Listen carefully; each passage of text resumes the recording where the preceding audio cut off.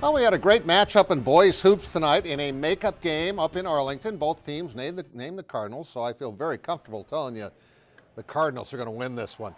Del Rapids, St. Mary, and Arlington came into this game each with a 15-3 record. Connor Levis, nice first quarter, 11 points for him. Dell's leading it 18-8, but the host Cardinals would storm back. There's Devin Heyer, game high, 22 points for him. Just before halftime, Mike Perry's team, it's Trey Ramstead, goes inside. He gets 2, plus he was fouled on the play. A big three-point play. Looks like Arlington's going to put this thing to bed, leading by 15 points in the third quarter. That's when the Cardinals come back. Connor Kangas for 3. St. Mary's gets to within 6 in the fourth quarter. This is a good one, but that's when Arlington goes to their big guy, 6'9" junior Casey Stegeman, for 3 straight hoops down the stretch. And they go on to win 64-50 was your final. Kind of a great tune-up for postseason play with regions starting next week for the boys. Feel real good with the kids. They're playing well. We have a nice balanced team. We have four scorers, double-figure scorers, and we have some size.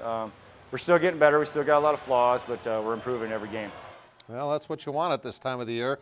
Arlington will take on Clark Willow Lake Friday night in what should really be a dandy.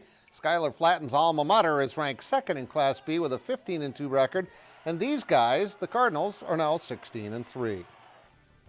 Well, the 23-3 USD women's basketball team is up to number 23 in the AP Top 25. And a big reason for that is their number 24, Kira Duffy, the latest and perhaps greatest from a Rapid City basketball family. Zach Borg has more on our Carl's TV and Appliance Athlete of the Week. Kira Duffy is a winner.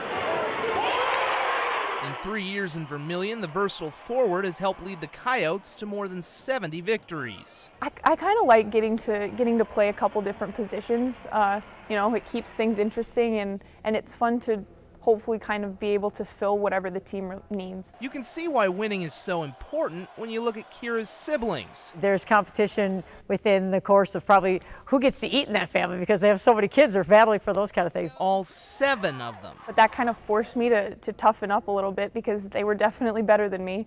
It really helped me to develop my love of the game, but it also made me a lot tougher. The Duffy family has a long basketball tradition in South Dakota that dates back to Kira's grandfather at the University of Sioux Falls. 4 older siblings all played in college too, including Caitlin at USC and Maura at USF. I loved growing up in a big family. I loved getting to, do everything with my siblings, including playing basketball. We were never forced into it, but it was just kind of, we all wanted to be together, and this was something that we could all kind of do together. Which helped make Duffy a champion and all-state star at St. Thomas More by, in many ways, combining all the talents of her sisters. She's really a prototype. She can play anywhere. She has a very high basketball IQ, but most importantly, she's as competitive a young lady as you're ever going to be around. It's helped her score more than 1,100 points in her career at USD and showed that the best way to win... The one thing that I would love to be known for is being a good teammate. In the end, you don't really remember the specific wins and losses, but those relationships are really what you're going to remember. Is to treat a team like a family. In Vermilion, Zach Borg, KDLT Sports. And what a great team it is. As I mentioned in the intro to this, the Coyotes move up to 23 in the top 25 this week. That is just incredible. And they're a half game behind South Dakota State in the conference standings. Those two teams play this weekend in what should just be a dandy. There's a look at your women's standings. And by the way, I still think Dad would win a game of horse.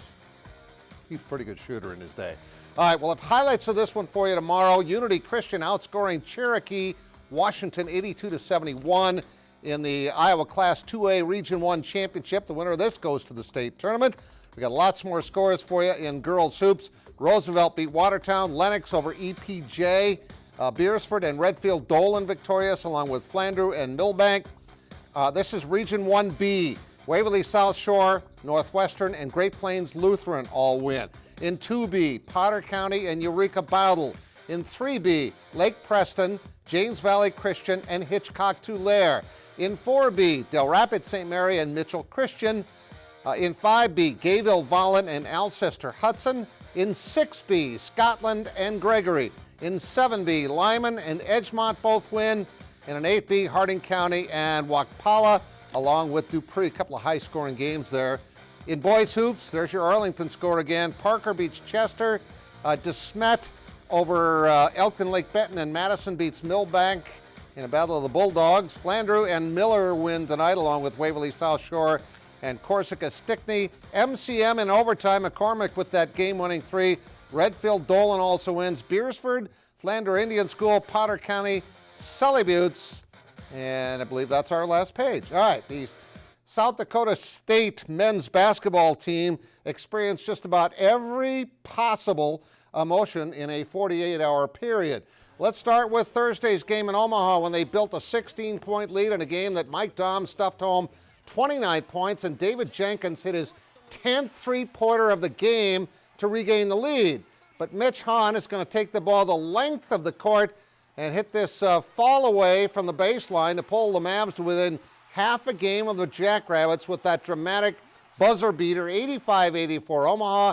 Then Saturday, the Bison built a similar lead in Fargo, 17 points, but they missed the late free throw, and David Jenkins hit the runner, the three-pointer from half court, with State trailing by 2 for one of the most dramatic wins in school history.